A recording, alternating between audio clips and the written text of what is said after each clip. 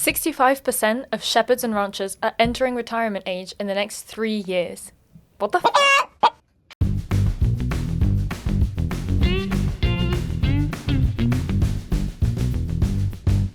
Hi everyone, and welcome back to a fresh new episode of What the Field, a podcast by Crowd Farming, where we get to talk about all of our favorite topics like climate change, sustainability, sustainable farming, and all of these types of things. We're super pleased because today we're joined by Alfredo Poves, and for this episode we'll be talking about a really interesting topic, which is the future of shepherds and ranchers and what this industry is going to look like in the future. And we're especially pleased because you're here in person, which is always nice to have a nice conversation. I think it adds a lot. It's a big bonus for us to be able to speak to you face to face. So thank you so much for coming all the way here. Thanks for having me, and I'm also happy that we took the advantage that we're both in Madrid. So, yeah, absolutely. Great. Well, I think we're all excited enough to start from the beginning. Why don't you tell us a little bit about, just about yourself, what you've been up to and why you've become a pro in this space. Well, So my name is Alfredo Poves. I'm co-founder and CEO of Ixorigue. So my personal background is a bit diverse. I've been an entrepreneur in several fields, always involved my whole career with technology. I've led product and technology teams in multiple industries. I'm Madrid native, originally from here, but my professional life gave me the opportunity to live abroad for almost a decade. I lived in Mexico, I've lived in Colombia, and I've lived in the US.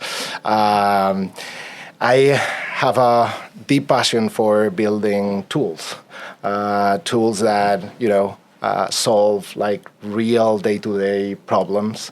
I've always been involved in what is now called data products. So products that, use large amounts of data to make whatever it is, easier. That's been sort of like the motto of all the products I've worked with, and now I'm extremely excited to be able to work in livestock farming and being able to use and apply those same principles that have, changed dramatically many other industries, apply those to livestock farming.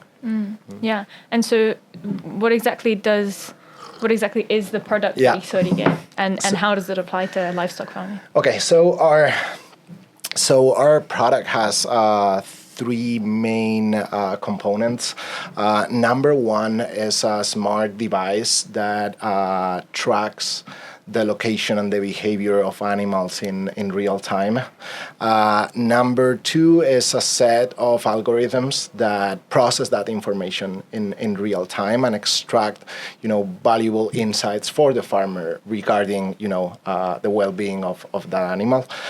Number three is an app, a software app, super easy to use that, helps the farmer track the day-to-day of their farm and get additional valuable information of, how their farm is doing. Mm-hmm. So we offer that in a sort of like a service model. So, farmers pay a monthly subscription in the same way that, they will use any other software product. That's kind of it.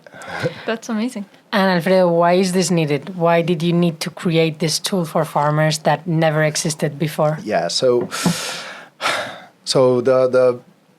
there are multiple reasons. If you think about extensive livestock farming, like it's responsible for probably 75% of the meat we eat on our daily basis worldwide. But it doesn't have a lot of technology. Like it's an activity that's being done kind of the same for literally thousands of years, right? And the day-to-day of cattle farming, it's very inefficient in some ways because typically in extensive farming, like animals are not confined in a farm. They are grazing in the mountains or in usually remote areas where they are, grazing, being fed by 100% pasture, totally free. So, the farmer, the owner of the farm, like doesn't have a easy way to, check on the animals, remotely. He or she has to, actually go to the farm, and spend hours just, counting and locating the animals. And, if you add up day to day and week by week, we're talking about, hundreds, if not thousands of hours per year, right? So what our system does is basically from the start, it automates that part. So, the farmer has an app on their phone that is constantly updating on, the location and the well-being of the animal without, the farmer needing to go to see those animals.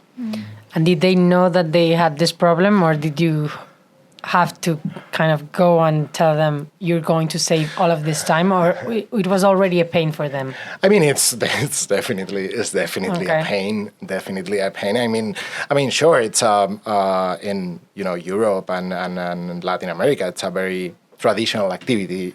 So yes, we do a lot of work in terms of, hey, there's a better way, to do what you're doing in your daily life. But at the same time, it's not super complicated for them to understand, right? Like it's pretty, if you think about it, it's pretty straightforward, right? Like farmers today, even, elder ones, like they have a smartphone. They use Instagram. They watch things on YouTube. They use Google Maps. So they are already used to technology, right? So having an app to track their livestock, it's pretty obvious for them, and and the value and the benefit, it's immediate, right? We have customers that tell us constantly, right? Like before, installing our system, like I had to go every day for maybe 2, 3, 4 hours just to check on the cows, right? Now maybe I can go once or twice a week, and only if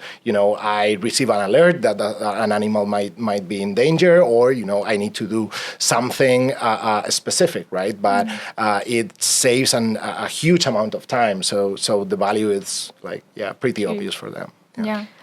And I always thought that like ranching and that type of farming is so traditional, and we watch shows like Yellowstone and stuff like that, and it's just like you see the work that's involved, and it's so easy to see that there are easier ways, but I would also think that maybe they're quite attached to like these traditional ways. Is there almost like a cultural, or I'd even say like spiritual connection to old-fashioned ranching? Well, I mean, that certainly is, but where we see the sweet spot is in that combination between human labor and technology, right? We are not automating taking care of animals. Like we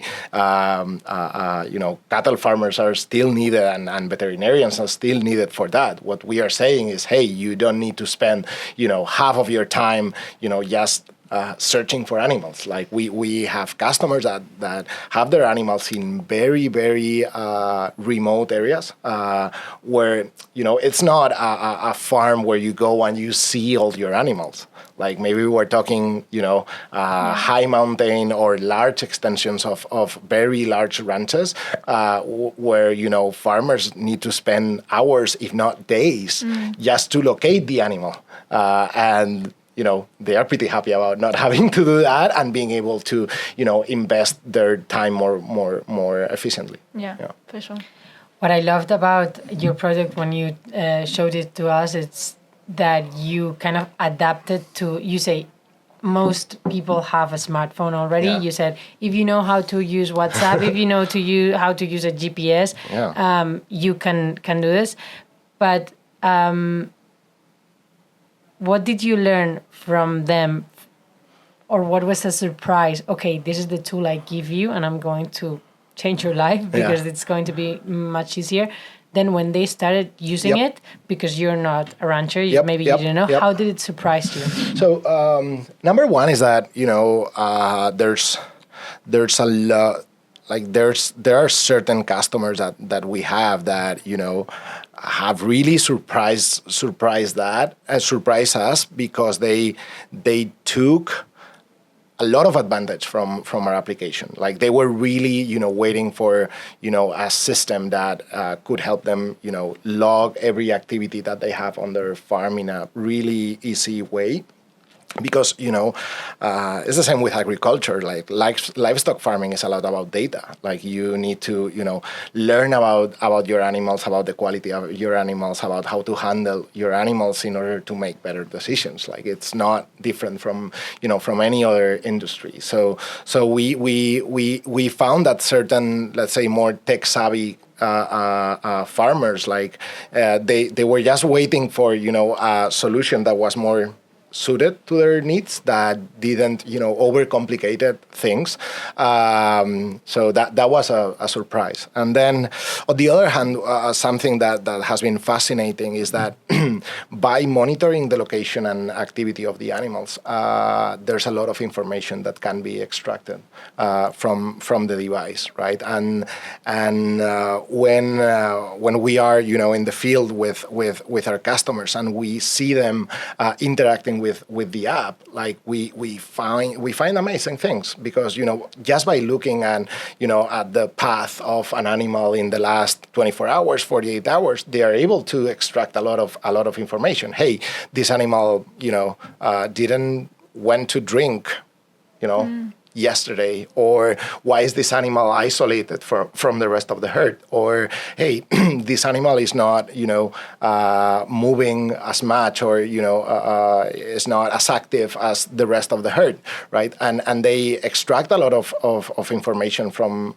that data. So it's like giving them a superpower, because they see things that initially we didn't see, right? And that's why what we then started to introduce and codify in our algorithms to automate those type of well-being alerts, where our system, once you put the device on an animal, it starts learning from the behavior of that animal. And if we see patterns that could mean that animal is sick, or let's say that animal is about to give birth, we alert the farmer.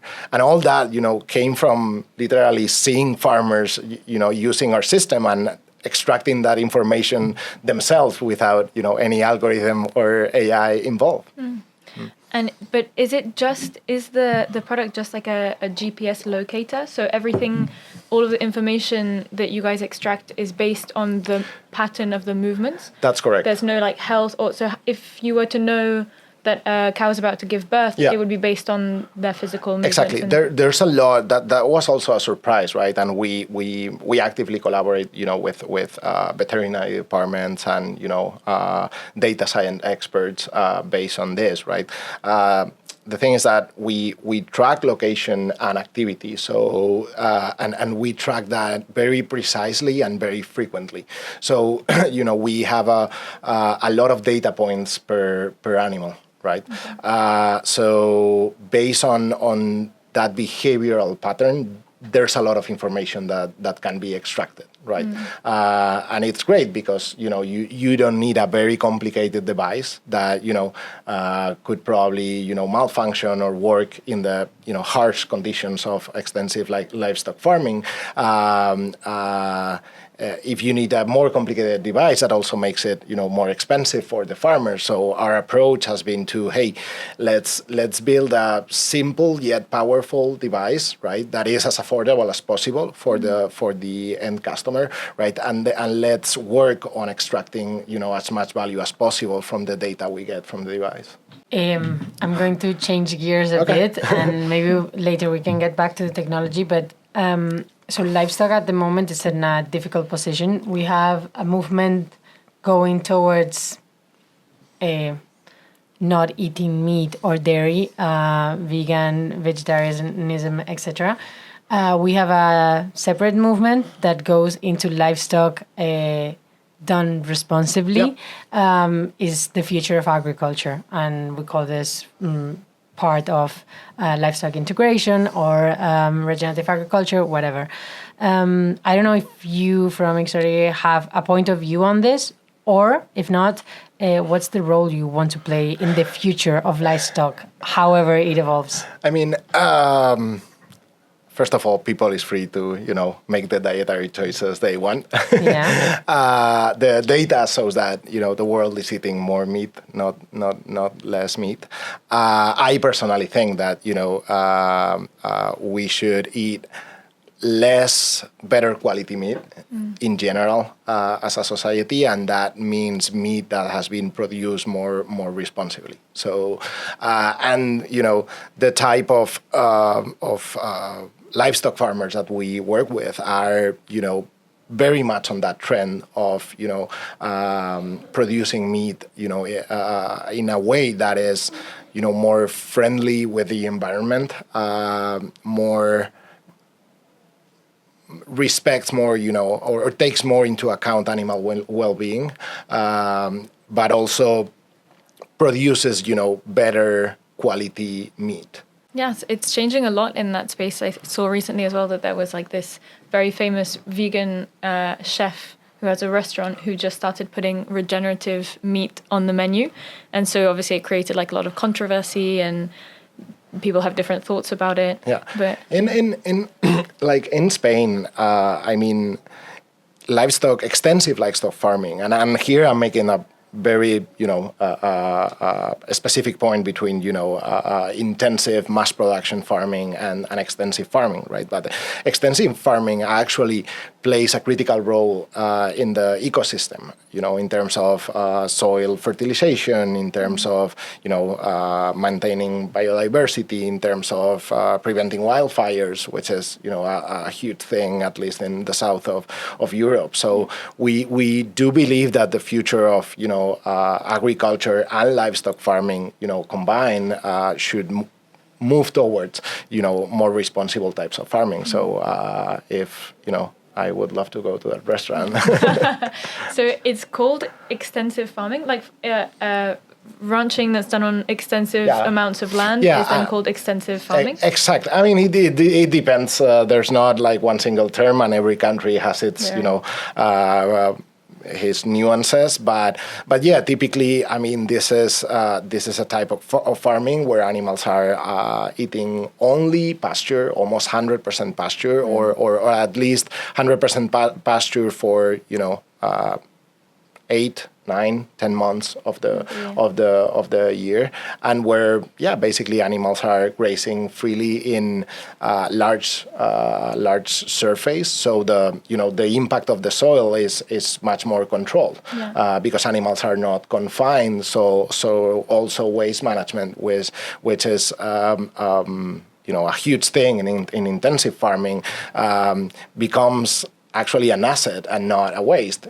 because it actually helps fertilize the soil versus, spoiling the soil and, potentially polluting water, et cetera, et cetera. Yeah. And so where does it work best, or where do you work mostly? I just realized we talk a lot about Europe, but it's probably... we launched a product a year and a half roughly ago. So our customers are still mostly in Spain, I would say all over Spain.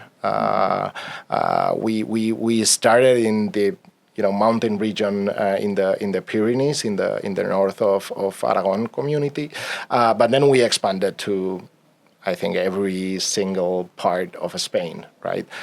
From super mountain region to the Esas in the south, where, there's a lot of cattle farming. Then, we started little by little by getting, customers in France, in Portugal, etc. And then a few months ago, we started our Latin American expansion. We have a few customers using the system now in Colombia, and in the next few months, we're going to be opening up, branches in several other Latin American countries. I feel like it would be very successful in Latin America because there's so much space, and there's so much cattle and so much space, so it's like ideal. Yeah, no, and I mean the type of ranching they do, of course, it's it has its own particularities, but the pain point is is still the same, right? And even more amplified because typically cattle farmers live in bigger cities, and maybe the ranch is literally 3 days away, in really remote areas, right? And also tracking tracking where the animals are grazing also adds an additional value for those type of farmers because they can actually track, if the animals, have been grazing in protected areas, right? So it also, gives that extra layer of traceability to, we give you the tools for you to actually prove, that your animals have been grazing in areas that, haven't been deforested or, are protected. So that's also interesting. Yeah. So are the animals, are the owners of the animals always also owners of the land, or are there collaborations between landowners and animal owners? It depends. So in Spain, I would say mostly no. There are farmers that rent land for cattle farming. There's also something that, when you talk about this outside of Spain, especially in Latin America, they can't believe it. There's a lot of farming done in communal areas in Spain, especially in the north. So there are areas that typically belong to the town or the city hall or the local cooperative, right? And each farmer has let's say a license to use that land with a certain amount of animals per season, right? In Latin America, typically farmers, own the land, or, if it's bigger operations where, there are multiple investors, etc., they sometimes, they rent as well. Yeah, and Alfredo, so when going back to my movie, the Regenerative Agriculture, so when we talk with a lot of farmers, the recommendation normally gets up to livestock integration. Yeah. But the problem is many times shepherds. There's no many shepherds. Yeah. It's a profession that it's declining, and there's no shepherds. Simply put, what's happening? I don't know the context that you control: Spain, Europe, the world. What's happening, and what is going to be the future of shepherds? What is happening? So that's a complicated question. I mean, if you let's start with Spain. I think that the number is 65-70% of livestock farmers in Spain are entering retirement age in the next 3 years. So we don't have 3 farmers. years. Yeah, we don't. We're normally running, put with numbers like 15 years, 20 years. No. In tomorrow. Spain, it's literally tomorrow. Yeah. I mean, of course, some of these, cattle farmers are gonna, Are keep never going working to, until never they're going 90 to retire. or 100 years old, right? But it's a dramatic situation because, I mean, we can't forget that this is, the food we eat. So it's pretty critical that as a country we, incentivize and think about how to, keep agriculture and cattle farming alive. I'm going to stop you here one moment, Alfredo, because I guess some people listening to us would say, well, that's good. Right? Let's stop with livestock, and the people who eat it stop eating. But it's true that many organic farmers, for example, when we talk to them, what they use to put nutrients into the soil to avoid other stuff, worse stuff, agrochemicals. It comes from sheep, it comes from cows, it comes from a lot of different livestock. So this would be kind of one issue, apart from not eating it, that for some people might be. Yeah, wildfires, there's a clear correlation between areas where, there used to be, cows, sheep, goats, etc., that basically eat the grass that, so in Spain, where we have, such a strong seasonality where, pasture grows a lot, but then, dries very quickly during the summer season. Like, we need animals to eat that grass. If we, don't want to live in a wildfire hell. Yeah. And there's a clear correlation between areas where, for some reason, for whatever reason, you used to have animals and then they don't, and, wildfires, of course, increase. Then there's the fertilization issue, right?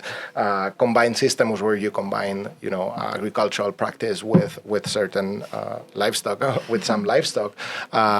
It's been proven that, the soil regenerates much better without the use of, chemicals, fertilizers, etc. So I think we need to find that, I don't know, that balance point in which, farming can be done more sustainable, and that's gonna be a improvement for everyone and for the planet. Yeah. Because in regenerative agriculture, the idea, like what you were saying, is usually integrating livestock on a farm that's already producing other crops and that's like doing other stuff. So any tree crop farm could integrate livestock and there would be benefits. But do you ever see that like kind of reversed? If only livestock farmers, are they like integrating other crops, or how is it interesting environmentally for farmers who are only farming livestock? Yeah, most farmers are also doing some type of crop. Okay. Because especially in Spain, like there's not pasture for the whole year. So I would say that 100% of farmers in Spain have some other type of crops, wheat, barn, things like that, in order to locally produce food for the months where there's not pasture. Yeah. So that's kind of already happening. Yeah. Okay.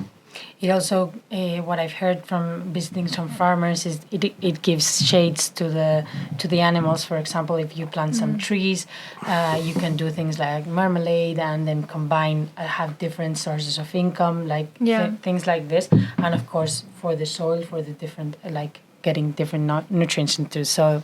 But so before I cut you, I think that line of thought on what's going to happen with shepherds. So they're going to retire, and how is it really? We humbly want to play a role on making livestock farming more attractive to younger generations, and we see that happening with a lot of our customers, right? That we have the father, right, that usually contact us, and we hear the story every day of, hey, I want to retire in the next few years. I want my son or my daughter to take care of the family business, but they've seen me struggle and work really, really, really hard my whole life, right? And I'm exploring ways to, make this job more, attractive for them. And, it makes sense. Like livestock farming, same thing with agriculture, is extremely, extremely time consuming. Like, cattle farmers don't have holidays, don't have weekends. We are you're dealing with live animals, so things can happen literally, at any moment, right? So it's exhausting, right? And cattle farmers are really passionate because they feel a certain passion, for having animals, and they wanna. I think that's great, but having tools that help shepherds and cattle farmers, as we said, like be a bit more efficient especially in their use of their time, is one key component in helping making it more attractive for a new generation. To sort of like take the lead and continue in the business. I think it will happen. Yeah. So this is with the devices and the technology you have today, right? So you, instead of dedicating 3-4 hours a day, you have it in your phone. What about the Xerige of 10-15 years? Where are you going to? Well, first of all, I think when I think about our company in 5 years, like the one thing that will make us more proud is if we continue working with the same customers that we work today, right? Because that will mean that we've kept providing value and adding new functionalities that are useful for them. Like one thing, I mean, a lot of companies focus a lot on growth, and sure, we have our growth strategy, but we pay a lot of attention on customer retention, like being useful for our customers every day, every week, every year, right? And so far I think we're doing a great job. So really, most of the customers that have started with us, even years ago, that they continue using the system, which is fantastic. So hopefully they still do 5 years from now. And then in terms of expansion, we have huge plans. We are about to start selling in other Latin American countries. The Colombia market is super promising, but also Uruguay, Bolivia, Brazil, Argentina. We see a lot of demand there, and then hopefully the rest of the world. Like when I think about the future of livestock farming, like for me it's really obvious that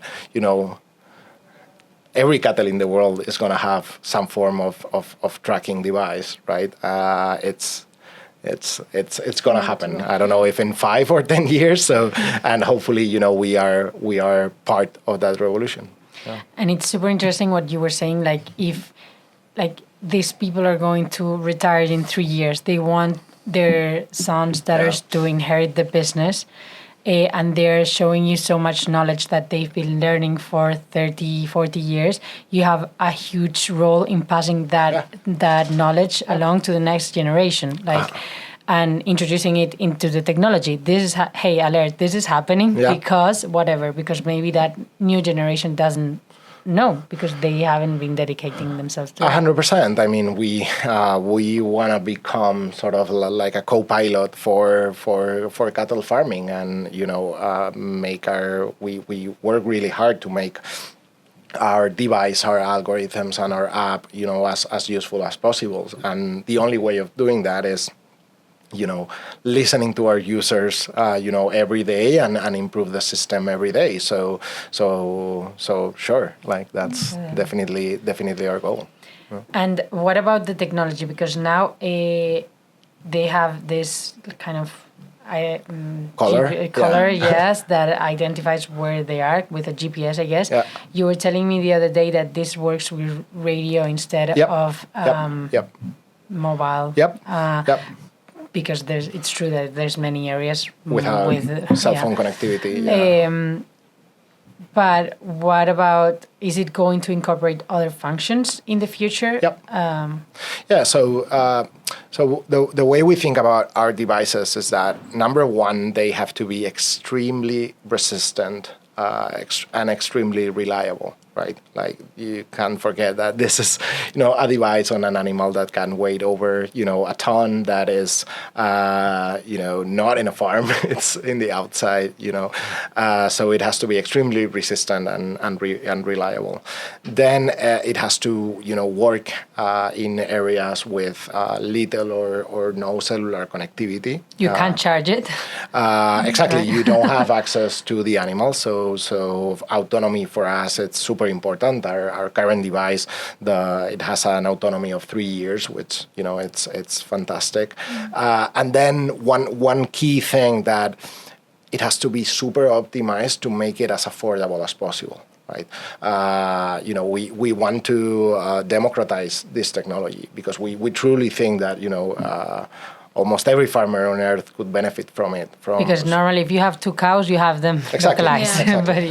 Exactly. And the we see also a huge increase in value when customers install the device in all or almost, older animals, because that's when, they can you see patterns. Yeah. Exactly, see the patterns, but also, start worrying less, and saving more time. So for us, make the device as cost efficient as possible is, one of our critical areas of our internal ID, right?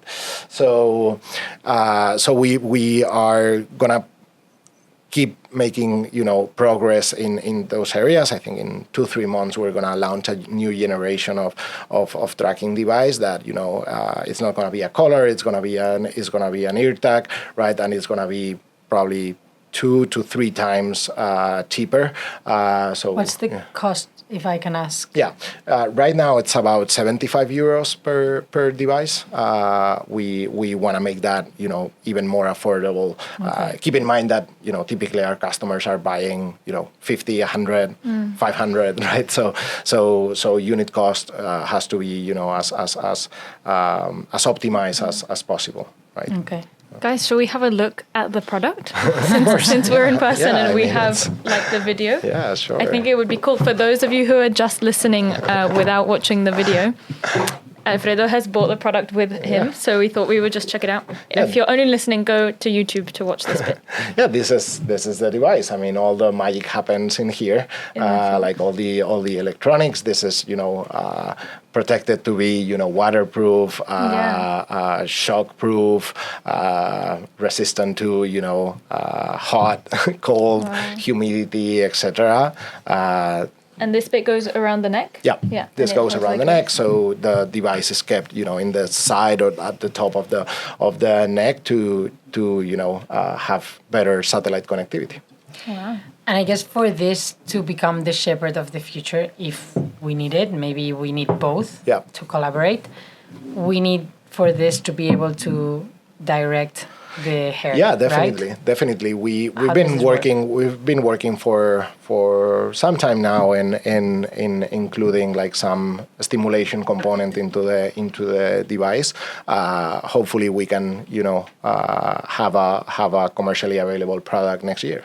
And what's the issue here with well-being? Because I guess the animal doesn't care, they have something hanging on the neck, but what about, I guess you use sound or a little impulse. So how are you dealing with animal well-being, which is many times a tricky issue? with a device, the type of stimulation that you need to let's say give to the animal is really very small compared to it's a hint of the direction. Exactly. Okay. And animals typically learn. Cows typically learn very quickly that if you're doing some stimulation like sound of vibration, and then if they continue moving into that direction, there's an electrical stimulus that, by the way, it's 10 or 20 times smaller than a regular electric fence. You don't need to apply a lot of power in that sense. It's very small. Yeah. Do you get any criticism or constructive feedback or stuff like that from one side, from the ranchers that you're already working with, and then or are there ranchers as well who are like, no, I don't need this, or this doesn't interest me, or? Well, of course. There's, our existing customer base helps us every day to improve the system, right? Yeah. And they are, if by sometimes it's constructive criticism, sometimes it's yelling at you at the phone because you become a really important part of their lives. Our customers use our system every day. It's not a one thing that they are analyzing once a month. No, you become part of the. That's when your product works. Exactly. They use our app. They check our app. 5, 10, 20 times a day. That's our standard user. So if something doesn't work, they let you know immediately, because it's it can mean literally life or death of an animal, and that's their business.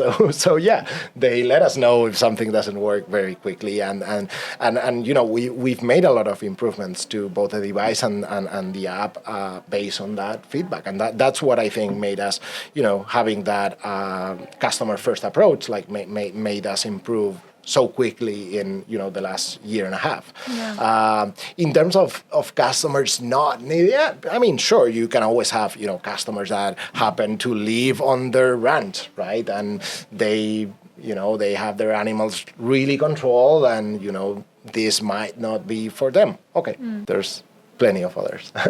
But even for those type of ranchers, we strongly recommend using our app, and we have customers that don't have the devices but use our app as a ERP, sort of like a software to track their farm, and they get a lot of value from that, even if they don't have devices, right? Because the app itself, it's super valuable because it allows them to very quickly track daily activities of the farm, of the reproductive cycle of the cows, of the fattening of the cows, if they had to do some sort of treatment, etc. Like everything, you track everything on the farm, and you can then access all the data from their computer, from their tablet.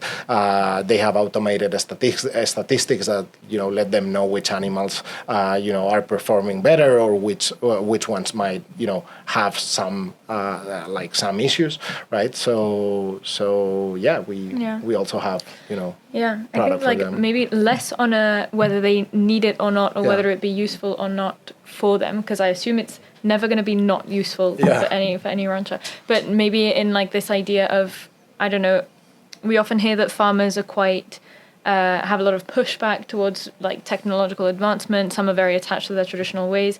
Do you think there are ranchers who just really, even though it would be more useful for them to use the app, who are just very attached to traditional ways, or who give a bit of pushback when it comes to data, technology, and all of these things coming into their industry?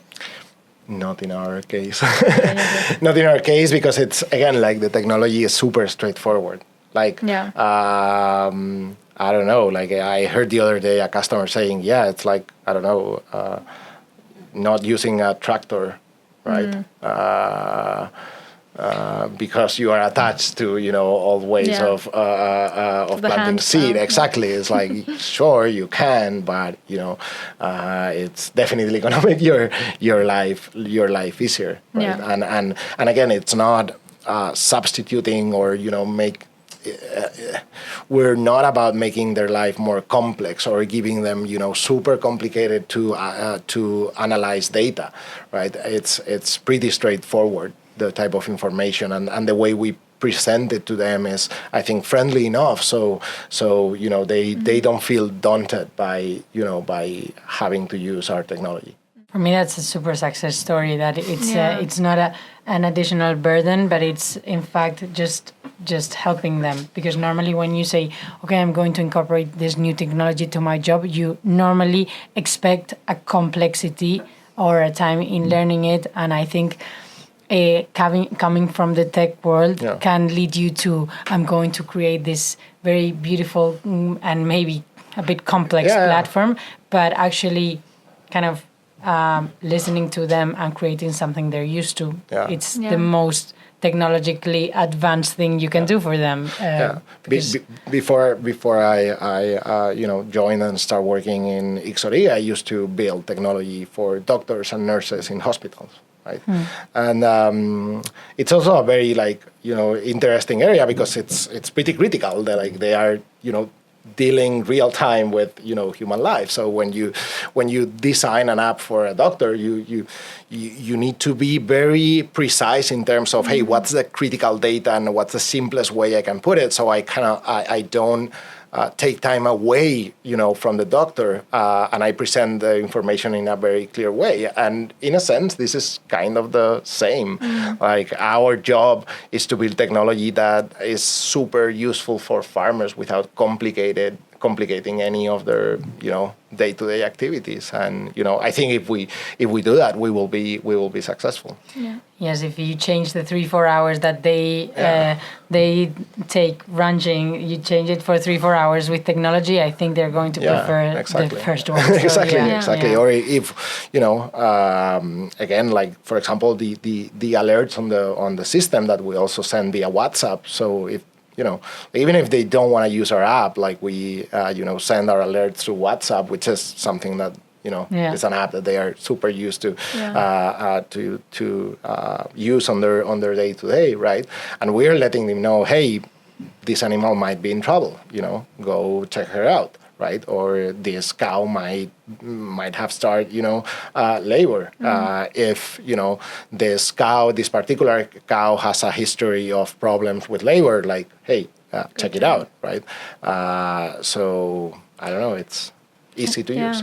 I love this idea. Sorry, very quick. I love this idea of less is more. It's just like not seen very often in new technology apps. It's always like let's do more. And I love this thing of being like, actually, let's just do less. Well, because I mean, and it's also true with data, right? Like they are some of our customers like have always used pen and paper, right, to track their inventory of animals, to what happened, like the calving, everything, right? So you kind of go from there to a super sophisticated platform with 3 dashboards, and like it's not gonna work. Like it's also, I think, a matter of going step by step, and making sure that every piece of functionality that you put out there, it's is as straightforward as possible, and because that's the only way they will actually embrace it and use it. So I'm going to ask my last question, and I've asked a lot of a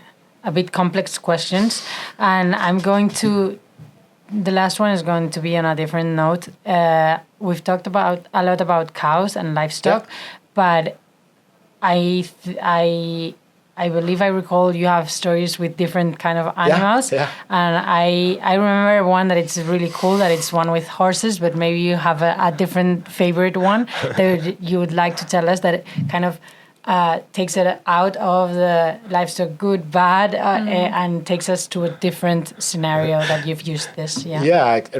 Currently our system is used a lot for horse breeding. Horse breeding in Spain, as you probably know, is a big activity. Also for sheep and also for goats. Our biggest horse customer is this breeders association from Seville, from the south of Spain, that are raising like free range horses across a river area of, I think, like 40 something kilometers. Horses move a lot, so tracking horses, locating horses is a daunting activity, right? And they are able to use this area of land because it used to be polluted because of a spill that happened, I think it was the late 90s or the early 2000s, the Arnalcollar disaster that polluted all that area. There has been a super interesting soil restoration project, I think using algae, but I'm not 100% sure. And now that and since they are breeding horses that are purebred horses for competition, so it's not for human consumption. Even if there are still traces of pollutants, they can use and graze in that area, and the animals are, of course, gorgeous. Amazing. I would love to see that. The image that it paints, it's amazing. You can just visualize a herd of horses galloping across the fields with their little necklaces. And also, like we are extremely lucky because we have customers that have animals in the most amazing landscape of Spain, because a lot of extensive farming is done in close to preserve areas like high mountains. It's fantastic. Yeah. Yeah. Do you travel a lot to each of the farms? I wish I could travel more. To be honest, I have a small kid and also a lot of business stuff to do. But whenever I have the opportunity, I go visit customers, and our team is moving around different parts of Spain all the time. Yeah. Shall we move on to our last two questions? We always do a little traditional bit at the end, which is like these two same questions. Okay. One of them is in honor of the name of the podcast, which is What the Field. So a lot of the point of this podcast is kind of identifying those things in the industries that we work in and being like, how is this possible? What's going on? What's happening, as you were saying earlier? So is there one thing that you've learned on your journey that's really made you think like, oh, what the fuck is going on? Like, how can this be happening? It can be positive or negative, because I think it depends. Okay. I should have prepared that one. It's not easy. It's not easy. Yeah, I think the retirement age one is like pretty... Yeah, I think so as well. Yeah. If I had to remember one thing of the podcast, it would be that as well. 3 years, it's easy to remember. Yeah. 75%. Exactly. Yeah. Was it 75%? Yeah.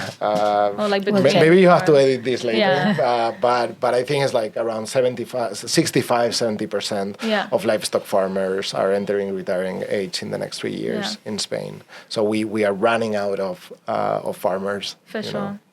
I think that's definitely a what the field fact. For sure.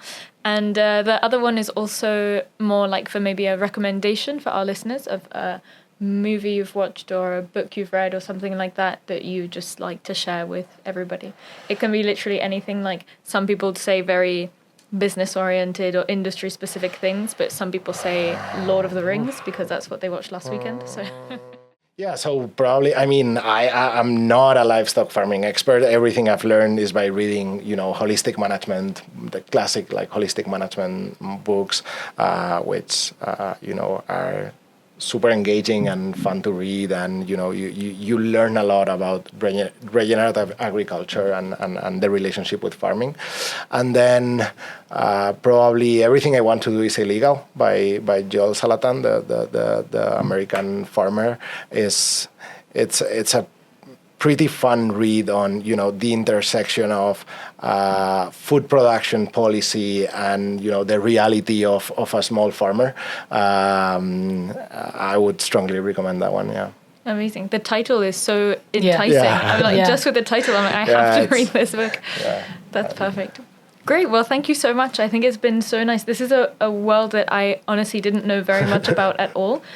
So it's been so interesting for me to hear about all of this work and even to learn about ranching, and because we work a lot with farmers, but very few of them are so specialized in ranching. So it was really, really interesting to chat with you. Thank you so much. Thank you for having me here, for giving voice in this podcast also to cattle farming, which it's super interesting. It will probably deserve more discussion and more time. Yeah, definitely. There's always more opportunities in the future. We'll see what happens in 3 years. Thank you so much. Thank you.